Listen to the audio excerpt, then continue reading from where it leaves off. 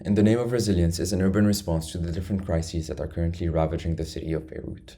It focuses on the neoliberal narrative of resilience in Lebanon and argues that on one hand, it prevents the resilient population from imagining a different reality from that of violence and vulnerability, and on the other, it justifies the disengagement of the state from providing basic social services, given that the resilient population has already covered that through the private sector. But this harmful narrative of resilience has reached its limits in Lebanon, where the population is no longer able to bear the consequences of the absence of the state. So this project insists that in order to improve the livelihoods, the resilient meat of the population should be channeled into a civic infrastructural system that can start to generate change at the grassroots level, by channeling the incredible energy of the different initiatives, charities, and organizations that today replace the non-existent state. This ambition is translated at the urban level into building civic infrastructures where the citizens can both provide care and be received with care across the whole urban fabric of Beirut. An opportunity is found in so-called inconstructible parcels due to their deep reach into the urban fabric.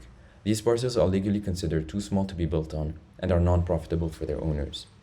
So by analyzing the plots of Beirut along the parameters that define inconstructibility, 4,476 inconstructible parcels are identified, representing 21% of the total number of parcels in municipal Beirut.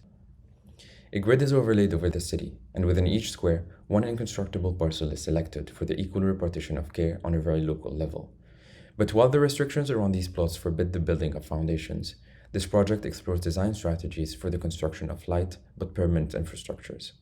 The ground floor is focused on distribution and conversation to create a strong link with the community.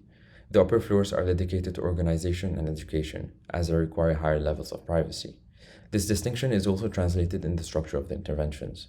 While the ground floor is an open plan with light elements simply placed on the site, the upper floor are organized around oversized steel structures that start to become recognizable architectural elements, signaling the presence of care across the built environment. But because of the self-organizing nature of the spaces, a cost-efficient approach for the design is required.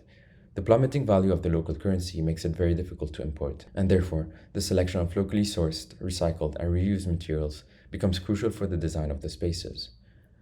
But the interventions are also designed as organisms for independent information, because in Lebanon, the state actively prevents people from accessing information, understanding the actual role of the state, and imagining a different reality. But the needs for care vary between the different neighborhoods. So while for some, urgent humanitarian aid is needed, for others, spaces for civic conversations could suffice, while also increasing the right to the city and amplifying voices that need to be heard.